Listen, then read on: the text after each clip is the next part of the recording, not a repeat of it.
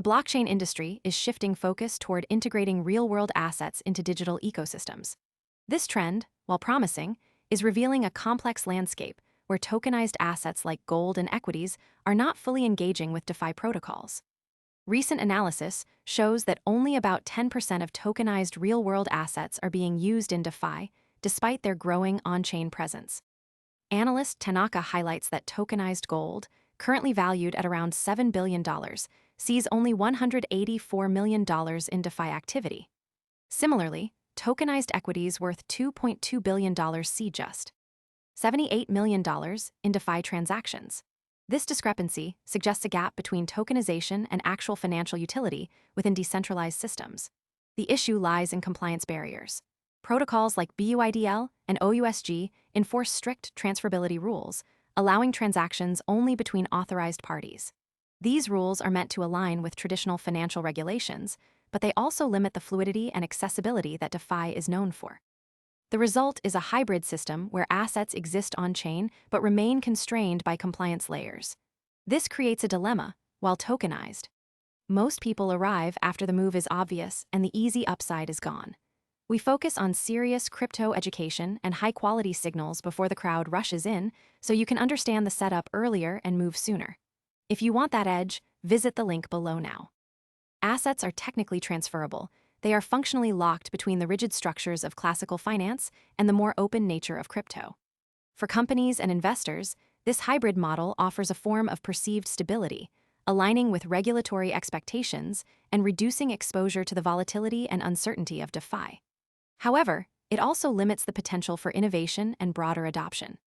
The evidence suggests that many participants in the blockchain space are choosing compliance over decentralization, prioritizing security and regulatory alignment over the open, permissionless nature of DeFi. This dynamic is reshaping the conversation around RWA integration. While traditional DeFi advocates had hoped RWAs would serve as collateral within decentralized protocols, the current system is not allowing for that. Instead, RWAs are being used in ways that mirror traditional finance, with compliance protocols acting as gatekeepers. This raises the question of whether the future of RWA integration will continue to be governed by compliance, or if new solutions will emerge to bridge the gap. Some market entrants are already experimenting with RWA products designed for permissionless environments. For example, Ondo's USDY has recently broken through certain thresholds, suggesting that there is potential for RWAs to be integrated into DeFi in a way that is both compliant and decentralized. These emerging solutions may provide a path forward, allowing RWAs to function within DeFi while still adhering to regulatory standards.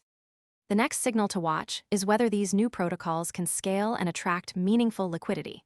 If they succeed, it could mark a turning point in how RWAs. Most people arrive after the move is obvious and the easy upside is gone. We focus on serious crypto education and high-quality signals before the crowd rushes in, so you can understand the setup earlier and move sooner. If you want that edge, visit the link below now. Are used in DeFi. If not, the current status quo may persist, with RWAs remaining largely inactive in decentralized finance. The stakes are high, as the integration of RWAs into DeFi could significantly expand the asset base of decentralized protocols and increase their utility. However, the success of this integration will depend on finding a balance between compliance and decentralization. The next few months will be critical in determining whether RWAs can move beyond their current limitations and become a core part of the DeFi ecosystem.